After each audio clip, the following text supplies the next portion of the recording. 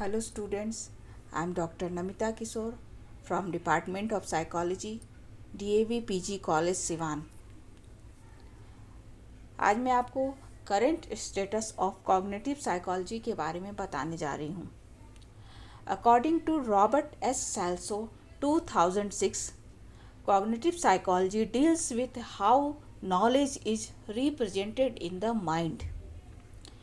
व्यक्ति के प्रमुख मानसिक योग्यताओं जैसे thinking, problem solving, decision making, perception, learning, memory आदि को कॉग्निटिव साइकोलॉजी रिप्रेजेंट करता है। अर्ली 20वीं सेंचुरी में हम ध्यान दें तो रिप्रेजेंटेशन ऑफ नॉलेज पर व्यवहारवादियों एवं गेस्टाल्टवादियों के व्यू अलग अलग थे। व्यवहारवादियों के अनुसार यह ह्यूमन तथा एनिमल का SR फ्रेमवर्क है और गेस्टाल्टवादियों के अनुसार इसकी व्याख्या आइसोमॉर्फिज्म के आधार पर की जा सकती है। 19वीं शताब्दी के अंतिम अवस्था में मेंटल प्रोसेस का अध्ययन कम हो गया और इसके बाद इंटरनल मेंटल ऑपरेशन तथा स्ट्रक्चर का अध्ययन जैसे ध्यान, चेतना, स्मृति तथा चिंतन का अध्ययन होने लगा। कुछ व्यवहारवादियों के अनुसार व्यवहार को इंटरवीनिंग वेरिएबल को महत्वपूर्ण बताया गया। व्यवहार में इंटरवीनिंग वेरिएबल्स को महत्वपूर्ण बताया गया तो कुछ ने हाइपोथेटिकल कॉन्ट्रैक्ट के आधार पर इसकी व्याख्या की। 1932 में अचानक ही मनोविज्ञान में संज्ञानात्मक परिवर्तन आया जब E.C. टॉलमैन ने लर्निंग में पर्पसिव बिहेवियर की बात कही। हायर्स के अनुसार Cognitive psychology is a modern approach to the study of processes by which people come to understand the world. Such processes as memory, learning, comprehension, language, problem solving and creativity. Cognitive psychology has been influenced by development in language, computer science and of course by certain work in philosophy and psychology.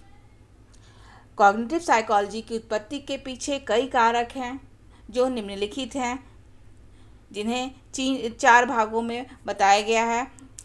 First है एम्पिरिज्म, second है behaviourism, third है स्ट्रक्चरिज्म and fourth है गेस्टाल्टिज्म। Cognitive psychology की उत्पत्ति में एम्पिरिज्म का महत्वपूर्ण स्थान है। बार्कली, लॉक तथा डेविड के विचारों को अनुभववाद कहा गया है। लॉक ने अपनी पुस्तक एस्से में यह स्पष्ट रूप से लिखा है कि व्यक्ति को सभी तरह के ज्ञान का अनुभव से ही होता है। लॉक के अनुसार सभी तरह के हायर मेंटल प्रोसेस जैसे थिंकिंग, परसेप्शन, रीजनिंग आदि इसमें सम्मिलित होते हैं। कॉग्निटिव साइकोलॉजी की उत्पत्ति में स्ट्रक्चरिज्म यानी संरचनावाद विशेषकर वुंड का काफ़ी प्रभाव रहा है।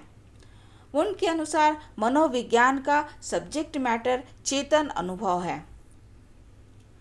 कॉग्निटिव साइकोलॉजी के डेवलपमेंट में कॉमर्सली का नाम काफ़ी महत्वपूर्ण है। कॉग्निटिव साइकोलॉजी की शुरुआत 1950 के दशक में विभिन्न फोर्सेस जैसे लैंग्वेज, कंप्यूटर साइंस, न्यूरोसाइंस एवं साइकोलॉजी के फलस्वरूप हुआ। कॉमर्सली ने भाषा के माध्यम से मेंटल प्रोसेस का अध्ययन किया जिसका आधार इंफॉर्मेशन प्रोसेसिंग को माना गया है। कॉग्निटिव साइकोलॉजी के वर्तमान स्थिति को ध्यान में रखते हुए यह कहा जा सकता है कि संज्ञानात्मक मनोविज्ञान में मानसिक प्रक्रियाओं जैसे memory, learning, language, problem solving तथा क्रिएटिविटी का अध्ययन किया जाता है। अतः यह कहा जा सकता है कि कॉग्निटिव साइकोलॉजी में हायर मेंटल प्रोसेस का अध्ययन किया जाता है। आधुनिक समय में कॉग्निटिव साइकोलॉजी पर कंप्यूटर साइंस का काफ़ी प्रभाव पड़ा है। जिस तरह कंप्यूटर में जो सूचनाएं इनपुट की जाती हैं वह कई स्तरों पर प्रोसेसिंग किया जाता है। उसका विश्लेषण किया जाता है, जिससे वहाँ पहले से मौजूद सूचनाओं का वह संयोजन करता है, उसे पूर्ण व्यवस्थित करके एकांकिक अनुक्रिया करता है।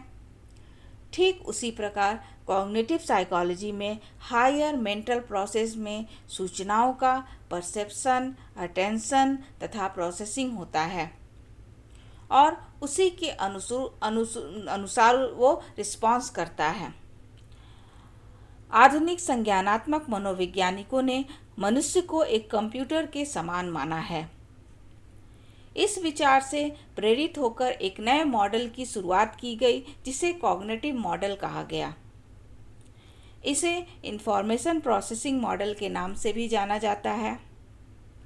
इस मॉडल में कॉग्निशन की व्याख्या कंप्यूटर के नियमों के संदर्भ में की गई है। इसी के द्वारा आर्टिफिशियल इंटेलिजेंस जैसे कॉन्सेप्ट का प्रतिपादन हुआ। आर्टिफिशियल इंटेलिजेंस का concept problem solving behaviour, concept formation तथा परसेप्शन के अध्ययन में काफ़ी उपयोगी सिद्ध हुआ है।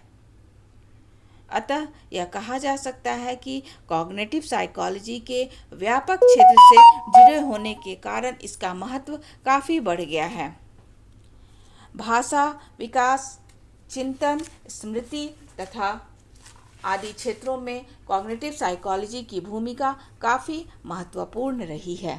That's all. Thank you.